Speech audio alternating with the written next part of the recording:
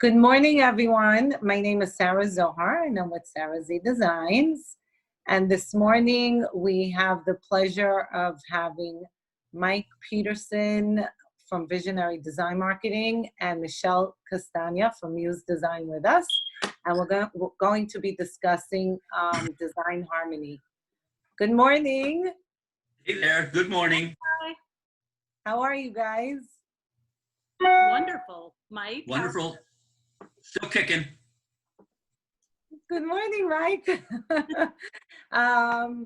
So I know you guys are both interested in design harmony. Maybe you guys could give us a little background of what led you down this road and how you guys started and both got interested in design harmony. Well, thank you, Sarah. For me, it started about 4 years ago. I was having lunch in Denver, Colorado, with an architect by the name of Don Ruggles from the Ruggles Made organization. Don only works with almost compounds, you know, the 15 and 20,000 square foot home. And during the lunch, he started talking about the aspect of beauty and the impact that beauty has in our home environment and how it makes us not just feel better, but he was going on about this whole concept of how beauty is aligned to better health. And it just captivated me. And so I started, reading up on it. Don went ahead and published, authored a book, by the way, called Beauty, Neuroscience, and Architecture. And if you're into this subject at all, you should get that book. It's a terrific read. But that really intrigued me. And so for the last 3 or 4 years, I've just been studying up on the whole aspect of how great design and beauty in the home actually does make the homeowner healthier. It's no longer anecdotal. It's now proven. And we'll talk, I think, a little bit about some of the proofs that are now very public. That did it for me. And so I moved from the architectural side, where Don lives in that space, to thinking about the impact of great interior design. And so that's what started me. And Michelle? So Mr. Mike Peterson himself roped me into this whole thing. It kind of was a fluke for me, an accidental introduction for me to be on a panel with Mike. And it was something very much so out of my comfort zone, but I decided to engage in it because once Mike started speaking to me about it, it was actually something that resonated with me. And I realized that through what we do every single day, I was already doing this. So through this past 2 years that him and I have been speaking about this through various, throughout the United States, I've developed such a deeper understanding. We've studied so many things, and it's like so amazing to understand that as a designer, what most of us are already inherently doing, but to just put statistics behind it and to realize like the validity of what we have the power to do as designers. So for me, like that was it, and I'm in it fully now. So I know design harmony is like a broad term, but can you kind of explain what is design harmony? Well, I'm sure Michelle will have a take on this as well, but for me, it's a curriculum. We've developed, a couple of us, Michelle and I, and Nicole Baxter out of Raleigh, have developed a CEU accredited presentation. And so if anybody's interested, that's watching now, anybody that's interested, we'll be glad to talk to you about that CEU. But it's a curriculum, and it's an understanding, it's a class, it's a practice. And I have one sentence here I do want to read, and this is what we use in our class. Design harmony represents a designer's ability to create through beauty, design, and nature a home environment that encourages health and wellness. Now, it's a little academic, but that's exactly what it is. And for me, as more of a businessman, I look at the fact that designers have been for years creating spaces that encourage and improve health, but you're not getting credit for it, and you're not taking credit for it as a designer. And it's no longer anecdotal. It is now proven. So if you know that you're improving the health of your client, are you taking credit? Are you laying claim to the fact that that's what you're doing? Because if you're not, it's a missed opportunity. It's a missed value proposition for your business. I think in a quick summary of it, is just, to me, basically in a short synopsis, is like the link between physical space and mental space for me. It's the ability to merge those two elements. So just in like one sentence, for me, that's what it's about. It's physical to mental and making a harmonious environment between those two things. So not really studying design harmony, but I could tell you that my entire design background, I mean, I think my personality is always trying to pull nature into the interior, because I find that nature in itself is so inspiring. This world is amazing. And if you look at all the creations, you could call it God, you could call it whatever, but it is just amazing. And for someone to walk around and just not be inspired is unbelievable to me. So, and I find that when I design with nature and bring it in, a lot of times my clients find the health benefits, but not knowing or studying anything that had to do with, like Michelle said, you're doing it subconsciously, not even knowing that it's a whole study and movement, and now there's CUs and it's a proven, a whole proven industry. Hopefully it'll become a whole proven industry, but it really reaps the health benefits into the design. Sarah, if I can just add one thing to that. If the viewers and listeners to this can take anything from this session now, is to understand that the design industry is evolving. It is moving from merely the aesthetic to the neuro aesthetic. And if we can put that in our mind and start including that thought process and being confident in it as designers, it'll go a long way to helping the industry, to add real cachet and clout to the industry. And that's great. Are there new terms or language that are part of the design harmony curriculum? Yeah, there are, and we teach a little bit of this in our class. There's a whole new language developing around the concept of design harmony, words like environmental psychology. Now that's a term that's being used now in academia. Universities and industries around the country are studying the psychological impact of the home environment and as it relates to health. Things like sensory design is another term, and I think we can understand what that is. Aromatherapy we're all familiar with, but now we're seeing terms like chromotherapy. And then, of course, Shinrin Yoku, and that's a phrase that not many people know. Shinrin Yoku essentially is what started in Japan in the 1980s. And Sarah, you were just talking about nature and the importance of nature. Well, the medical industry in Japan studied for several years the impact of the forest, being in nature, and the health benefits of it. And so they developed this medicine. It's not an activity over in Japan. It's a medicine called Shinrin Yoku, which technically means forest bathing. So instead of supplying or prescribing a bottle of pills, they send their clients out into the forest to take their medicine. And it's a fascinating. That's amazing. The studies actually showed reduced levels of cortisol. And it also showed impacts on blood pressure. It's pretty crazy just from like submerging yourself in nature.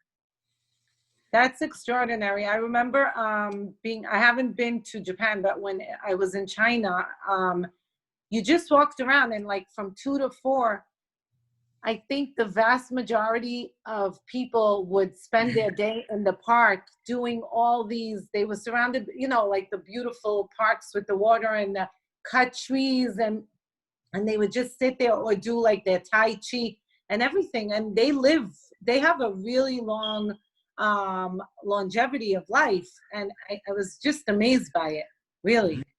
I know that I haven't looked into it here, but I know in New York, they actually have like they have guided forest bathing like sessions that you can sign up for and go do. I would be curious if we have that here. I have not looked into it. I know here that they have the Dead Sea floating, like tubes that you could just go into it and then just float for like 30 minutes. They do 30-minute sessions, and they say it's also very good for your health. You just like clear your mind. It's a form of meditation. Meditative state, yeah. Right. I also think, Mike, we should just throw in the Neuro Aesthetics terminology too. Yeah, and Neuro Aesthetics, as we've already mentioned, and the last term I have that we use, and it's becoming the darling of the design industry right now, is called Biophilic Design, and which essentially is the sibling to Shinrin Yoku. Shinrin Yoku is going out into nature. Biophilic design is essentially what you were just talking about, Sarah. Is bringing nature into the home design. So bio meaning nature, philic meaning love of. So love of nature is what biophilia really is. And I think too, like, and we could talk about it a little bit or expand on it more depending what you want to talk about, Sarah, but there's different ways to bring in natural elements. So there's like indirect biophilic design and direct. So direct is literally maybe like looking at the view of an ocean or something, versus indirect would be using capiz shell tiles or mother of pearl. So something that represents something in nature, but it's implemented in a different way. So it's not a direct literal translation, but yet incorporating those elements into our design subconsciously works on us the same way it does as actually like seeing nature. So it's important to layer in those elements.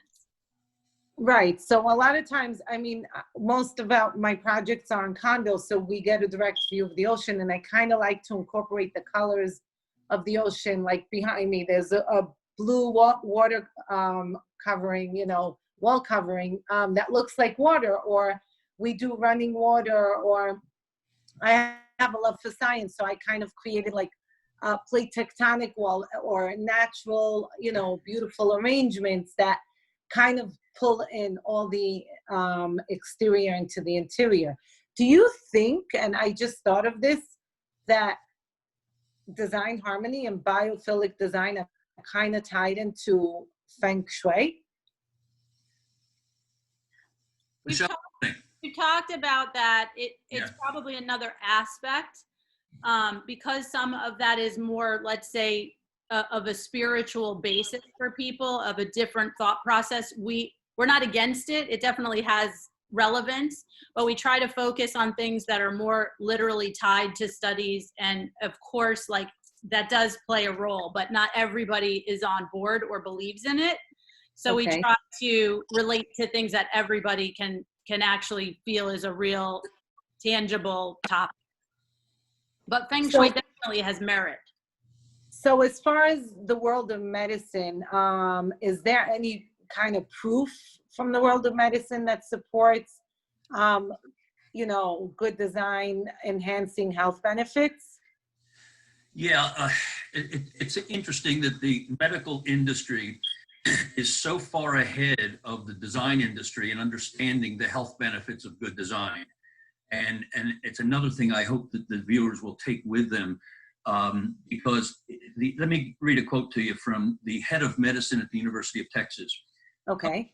Last year said, architects and designers have a greater ability to improve public health than medical professionals.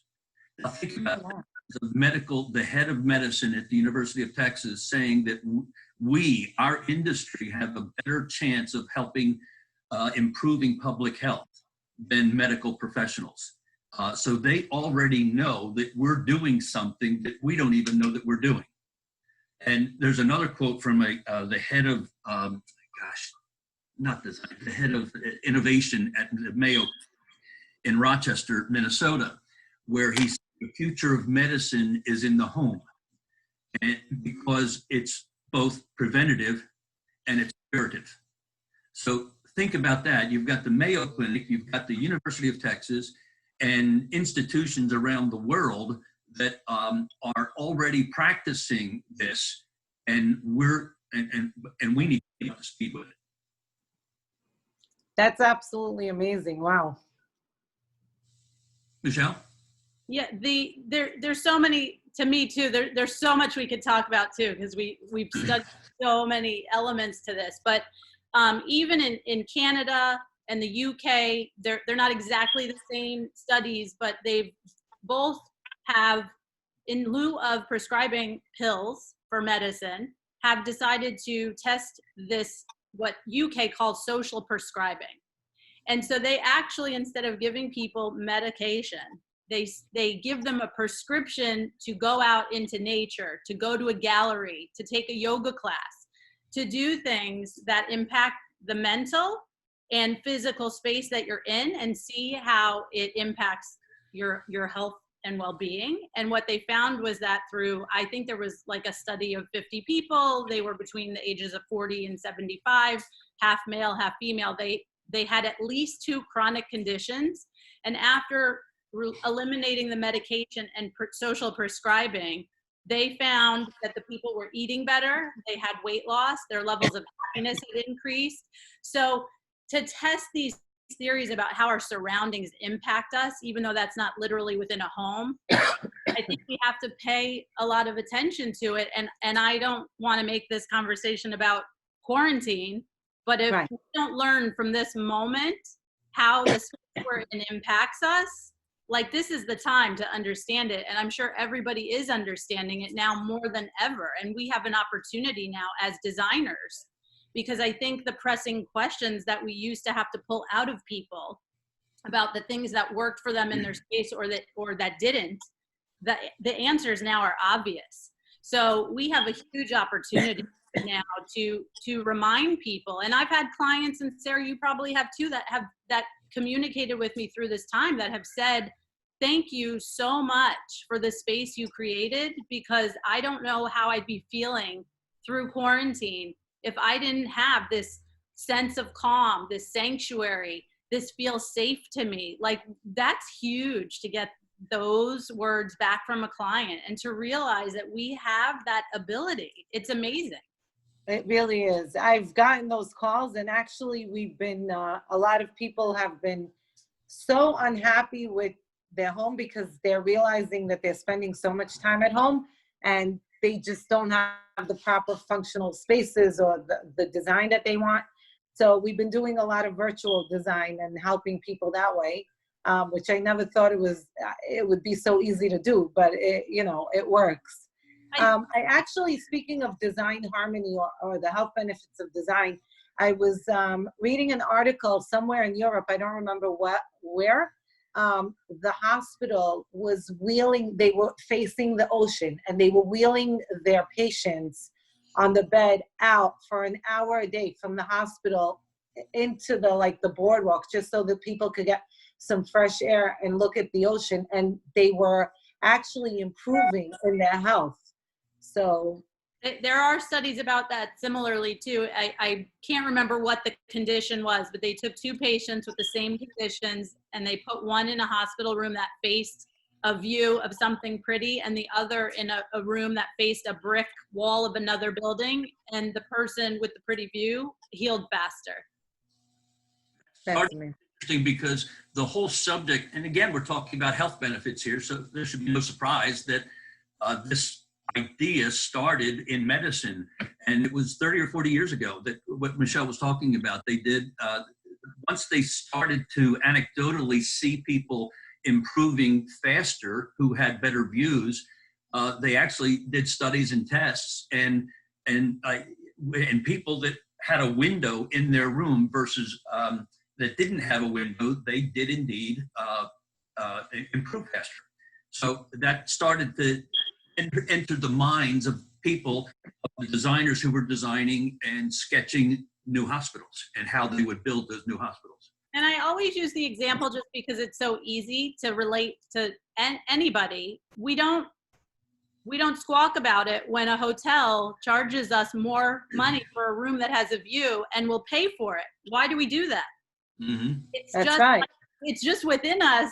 It's natural. We crave that, and we'll pay more for it without even saying a word or questioning. So being that it's natural, and a lot of us, especially designers, do it inherently or unconsciously, do you think that a lot of us implemented in interior design, or do you think that the design industry can get a benefit from studying design harmony and having these roundtable talks to kind of enhance their interiors or installations for their clients? Do you want me to answer, Mike? Yeah, go ahead. As a designer, I say this every time we speak, I acknowledge that we are kind of an egocentric profession typically. I think when we remove that from the way we design is when we're the most effective. I think that we have to stop looking at it in the sense of purely aesthetics. We have to, that's back to the merging of the physical space with the mental. It's that whole experience. It's creating an environment that enhances the human condition. For me, that's kind of where I come from, understanding what makes my clients tick, what makes their life easier, what's not working in their life. The aesthetics comes naturally to us as designers. The creating of the beautiful pieces, that's what we do, that's what we're good at, that's what's easy. I think we need to step back as a profession and truly start tapping into being human and understanding the core of what makes people tick. And even for myself, as much as we've been doing this, I just signed up because of another IFDA member was taking this class called The Science of Wellbeing. Mm-hmm. And it's a Yale course that's offered online. I'm pretty sure they're offering it for free unless you want a certificate. So if anybody wants to take it, but when you start to understand what happiness means, and Mike, maybe one day we should do almost like a family tree of breakdown of like stress, we all know creates health problems. Right. Reducing stress, how do you do that? And all these tiers start to break down. So it's not so much like technical data. It is and it isn't, but we know that stress is a factor on our health. So if we can create less stressful environments, if we can tap into our own inner happiness, that is so much part of what we're doing for design. So I think we just need to align all those elements, and the aesthetics then fall into place, and you create something that enhances that particular person's life, not just what we think looks beautiful as a designer. And Sarah, let me also add that I think that when I work with my clients, my interior design clients, one of the things that I see all the time is the confidence or lack of confidence and lack of belief. We have to understand, not just understand, but we have to start believing that in some way we're providing better health. And once you internalize that, you begin to have the confidence to start talking about the fact that I will make you healthier. You do. Okay, it's proven now. So let's start taking credit for it, laying claim to the fact that that you improve people's health. So put it on your website, put it on your about section of your website that you're a health and wellness based design firm, because you are. That's the right. shift that's happening right now, and it's one of the things that we like to talk about also is that this whole idea of healthier environments is already big around the globe, and it's just getting started here in this country. It has been in this country in terms of workplace design. Right. You will see all over the country, and just Google up Apple's new headquarters, Google up Amazon's headquarters, Google up Etsy's headquarters, and you will see classic examples of health-based design. Hospitals today are being built and designed based on healthy environments, not just the curative, not just the medicine. And so it's already big in terms of workplace design, and it's now just starting to hit interior residential design.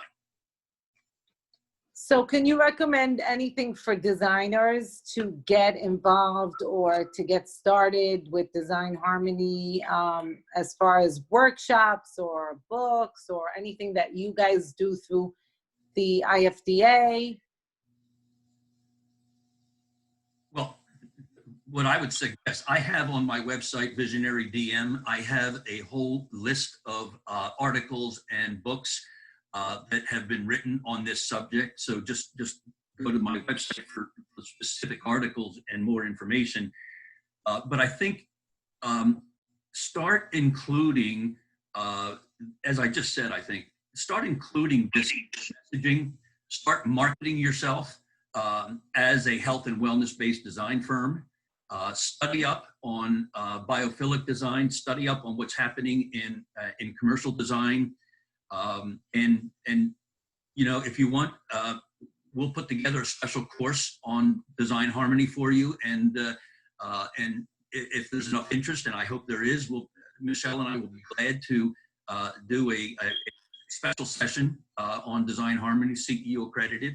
So that's my recommendation. That's the business and marketing side. You have to first believe, you have to internalize it, and then go ahead and lay claim to it. And by the way, this is happening, the shift is happening in the industry. The question is, do you want to be an early adopter or do you want to be one of the last people in? And my recommendation is always be the early adopter. You know, be the one that's ahead of the curve. I agree. I think that, like, I know I'm sitting in my latest installation because I have a lot going on and my clients are coming in next week. So it's punch list and accessories and everything happening today. And I'm in the office talking about this. But I think that as far as what Michelle said from a wellness, I think that looking around at this particular project, I've incorporated, I called it elements. We created a story of nature and everything, and I tied different elements into this project. And like Michelle said, it's about the wellness and listening to the client and what fits their lifestyle and what fits their need or their, you know, health issues and everything. And a lot of us do it, but with no reasoning behind it. We just know the way it makes us feel internally. And when I walk into the space, I'm always happy. I mean, I had the gallery hanging art, and the woman, she said, this is amazing and it makes me feel so happy and serene. And we don't really realize the health benefits or what is tied to it proven wise. So I would love to learn more about this. I think all designers should get more involved and learn more about this because really this is wonderful. And I remember that, you know, when my mom was in the hospital 2 years ago, there was a lot of, you know, things happening in the hospital that we're trying to improve health benefits to the patients. And I think that Mike is right. You see it in the hospitals, in the commercial spaces, in hotels, like Michelle said, where we always ask for a room with a view versus a room with like just a blank wall. But it definitely has to become more ingrained in designers in the residential aspect. Yeah, and I think too, what we also forget about, Sarah, as designers, I'm guilty of it sometimes too, is that it's like what we can see and what we can't see. And I need to pay more attention as I evolve to the things that we can't see, like the possibility. I mean, it's silly and I don't give it much thought, but like I've read up on studying like the electromagnetic radiation levels in a space and how that can impact us so much. I never have tested that in a space. Water quality, the air quality, those are things that sometimes we rely on the builder who's doing his job. But these are important layers too that I'm being more aware of now as I move forward, because again, it starts to move away from the pure aesthetics, and there's just so many elements to our environments. And I think moving forward after COVID, I think that we were all racing around, like couldn't, you know, our lives are so fast. We're basically home to shower, sleep, eat quick, wake up and leave the house again. And I think now people are going to learn to have a new relationship with their home because it means so much more. And now it's become school, it's become work, it's become your gym. And so I think like we also, as designers and as consumers, we have to realize that we're having a new relationship with our homes again. and getting kind of back to basics and appreciating what the home means. It's true. It's agreed, and also a few of our listeners agree to that. It's true because, you know, you kind of have to create a space. I have 4 kids. 2 of them are in college. 2 of them one's in middle school, one's in high school. I had to create a whole space for them to be in school and on Zoom without interrupting each other, and then work from home and then find my own space. So it's great that, you know, I was able to do that. But it's true, people are kind of reevaluating their home environments, and they want to better their homes. So definitely. Can you share some of the books Someone just, that reference design harmony with us? I was just going to say, I saw. Oh, sorry, Mike. Yeah, I saw a note come by. Someone wanted to know what a couple of books. I want to go back to the book I mentioned early on. I think it's a must read, and it's Beauty, Neuroscience, and Architecture by Don Ruggles, a rather renowned architect in Denver, Colorado. That's where I think you should start.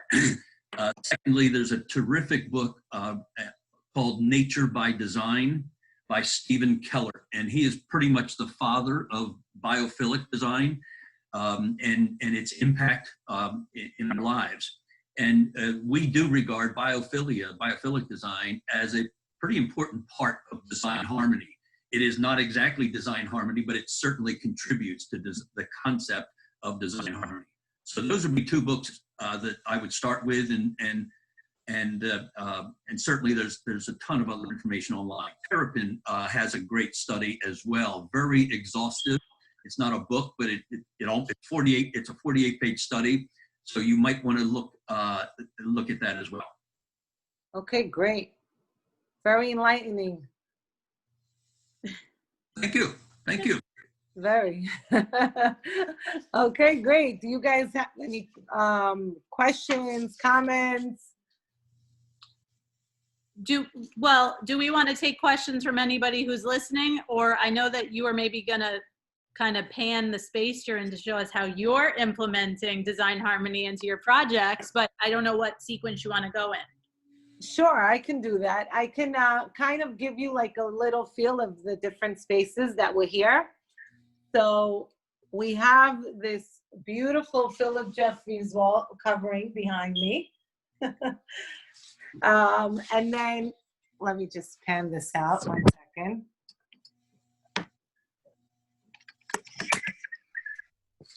Okay, let me just rotate this. Okay. So I'm huge on lighting, and then see the ocean. Beautiful. This is their, so this is a multi-function space. This is his office / theater room, and I pulled in like a lot of the blues because we're right on the ocean. That's what I mean when I pull in nature into the interior of this space. Mm-hmm. A lot of this design concept is called elements because there's so many different elements. So like I had this long hallway, and I love the pebbles, and so we incorporated pebbles, like floral designs that kind of change colors as you're moving from one side to the next, the art. Very cool. So it makes you happy, and I think that's part of like subconsciously, I think it's a big part of, you know, good design and like hopefully design harmony. But look at this view. I mean, it's like everywhere you see, you look, there's a view, and I try to incorporate like a lot of the blues and the nature tones, or like metals, which I like because it's different elements and different textures of the house. We have a lot going on here today. So, I mean, the phone is not really going to do it justice, but it's just a little sneak peek of. It's beautiful. Thank you. Beautiful. Thank you. Oh, I want to just show you one more installation, which I love science. I study science and science. So this is my plate tectonic wall. I thought of it like when, you know, like the great Andreas fault, and then when it cracks, and then I use this beautiful metal hammered wallpaper that looks like bubbling lava as it gets heated. Really cool. Thank you. And Sarah, then we have this this, is the condo that you took two 4,000 square foot condos, both of which face the ocean, knocked out a wall and created one right, 8,500 square foot condominium home. right. So that's just a little sneak peek of the And you got design. that done in just about a week, right? Yeah. So that's it. I mean, it's, you know, does anybody have questions that they want to ask? Melissa? That we could answer? Maybe Mike and Michelle could answer because. So somebody asked when the CEU curriculum will be available. Well, And I just wrote back, but go ahead, Mike. yeah, I mean, it's we can pull something together in a very short time period. It's available right now, and it's just a matter of how we transmit the information. So Michelle and I do this class all across the country. We've spoken in Dallas, Las Vegas, and High Point, North Carolina, and so we're ready to pull something together in a very short time period. We don't have a specific date seminar planned, but if by virtue of this event today, if there's interest in this, we'll pull something together and get on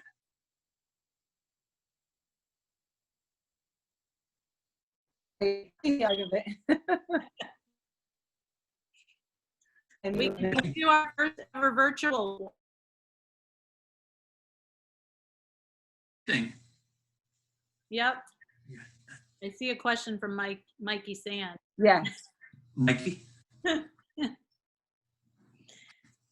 What was my question? How we navigating what? I lost it. COVID and how it's Oh. affecting business, how you shop and source installs too. I mean, I can touch on this, and Sarah, I'm sure you have, I know you do a lot of condo work, so how you're navigating is a little different than me. I have been super busy through this with construction. So thankfully those jobs did not shut down because that was considered essential. So I was able to stay busy doing that through this whole entire pandemic. But it's really interesting because we did touch on this through an IFDA conversation. I can say that my reps, who are like strong, solid, good salespeople and sales reps, they have pulled me through this, because without those key players and without the help of those people doing these things virtually or dropping some samples off at your doorstep or whatever it took to get through this, to get tile selections done, the knowledge of plumbing fixtures when we can't go to the plumbing showroom so that they can send us a great packet of stuff to narrow down through, it's been key for me. And that's the only way I've survived this, because this is definitely, it takes a team of people to get these jobs done. So I have signed new work during this. I do not see a slowdown because of COVID. I think it probably depends what level of client you're working with as well, because different people's pockets are hit harder. But I'm seeing people more than ever want to have a beautiful space that makes them feel good. So since we do most of our projects in condos, some homes, but the condo buildings shut down completely. So we couldn't do any construction installations because of all the regulations, but we did find that we were getting busier with design concepts and future projects. So like you said, the vendors, the reps did a lot of private showings for us, just were amazing, helping us get samples, and we were just able to finish all these projects as far as the design concept and then the construction drawings and everything. And now that everything reopened slowly, so we're back in the field. But I found it, I have to say, it's like, my mom used to say, you run, but take a step back. Like, you still have kids, enjoy them, be home at a certain hour. And I have to say that I really, really enjoyed my downtime with quarantine and being at home with my family and cooking, and like, it was just amazing. That I needed that time. I would always say, okay, I'll wait for the weekend to do this or to do that. But I really, having my kids home from college and just being in the same space and cooking and interacting, and then them like seeing their creative part of it. Like my 10-year-old son, my 11-year-old son was wanting to make, you know, from old samples, fabric samples, making masks. Or it was just like a fun time that was needed, you know? Somebody asked another question. What was it? Can you share the name of the 48-page study? Yes, I saw that question. I can't remember the exact title, but what I remember is it's called Terrapin Bright Green or something like that. All you have to do is just Google up those two words and you'll find it. And it is quite an important study in this subject matter. Speaking of chromotherapy, my daughter, she was watching the new Dynasty episode on Netflix. And one of the episodes, she has the chromotherapy in the room. She has them bring all these machines that she sits in and like and the trees and everything. And she's like, I'm doing my session. Please don't bother me. But you kind of see the movement and it's really great. So I can't wait to learn more about it. What? Don't you have one of those chromotherapy things in your home? Oh, I have an infrared sauna. Oh. And in it has the ability to change all the colors of the light depending what ailment you may want to try to tackle while you're in there. But we didn't really, because this is a shorter conversation, that's why I was saying at the beginning, there's so many layers to this. We didn't talk about our circadian rhythm and how lighting impacts us. We didn't talk about really the benefits of the chromotherapy, the way scent affects us. Like there's so much more and we could go on, and obviously we can't do that today. So we would love to do another discussion. Definitely. So maybe we can even do like a seminar or something in person, like and invite designers and, you know, Mike and Michelle could speak and lead the whole thing. That would be amazing. I'm sure so many people would love to hear and learn more about it, especially in the industry. And I think we can pull that together. I'm seeing the interest. So let's pull something together and get a date and we'll announce it. Okay, great. Thank you so much, both of you, for taking your time this morning. Thank you. And for educating us in the industry. This is amazing and we want to learn more about it. And we can't wait. All right. Thank you all. Thank you. Have Have a a good day. great day. Bye, everyone. Bye.